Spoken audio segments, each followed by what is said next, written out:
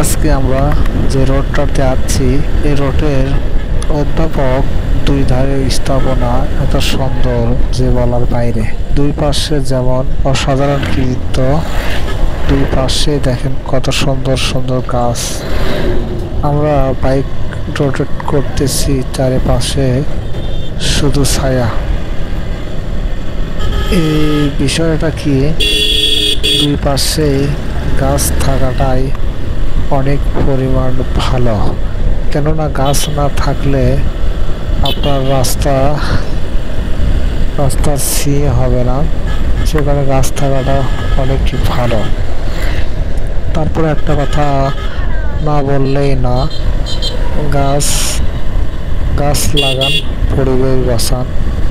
এই রাস্তার সৌন্দর্যতা বেড়ে গেছে, দুই সাইডের যে গাছগুলো আছে এদের জন্য রাস্তার সৌন্দর্যতা আরো অনেক বেড়ে গেছে। কেননা দেখেন, আপনাদের চোখে কেমন লাগতেছে জানি না, আমার চোখে অসাধারণ। এই রাস্তাটা কোথায় পাবেন? আমরা প্রথমে চলে আসছি নাকাইহাট পাহাড় থেকে ডাইরেক্ট গাইবান্ধা যে রোডটা আছে, সেই গাইবান্ধা রোড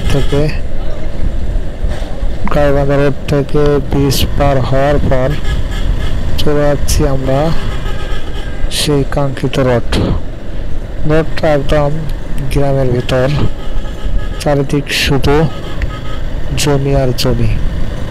রাস্তার পাশে এই রোডে বেশিরভাগ অটো বেশি, কেননা অটো গাড়ি বেশি চলে। বিশেষ করে আপনার অটো বেশি দেখা যায়, সিএনজি টুকটাক চলতেছে। তারপরে আমার দেখা মতো রোডটা অনেক সুন্দর। কেননা আমরা যখন কোনো জায়গায় বের হই, রাস্তাঘাট সৌন্দর্য চোখে পড়লে মন যেন জুড়িয়ে যায়।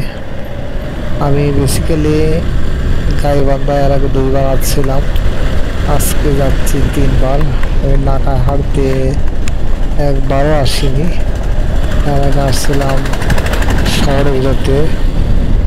তবে একটা কথা না বললেই নয়, রাস্তার দুই পাশে মনোমুগ্ধকর পরিবেশ, নিরিবিলি।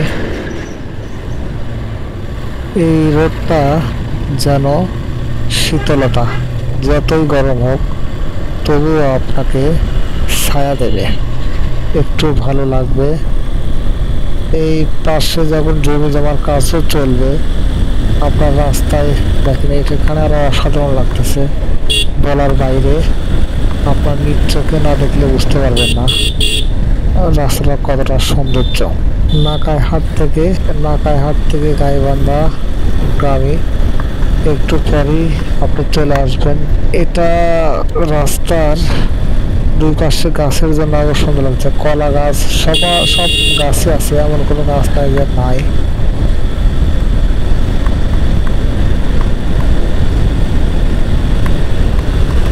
রাস্তাটা আরো একটু ওঠর করা লাগতো, কেননা একটা সিএনজি গেলেই রাস্তার দুই পাশ বন্ধ হয়ে যায়।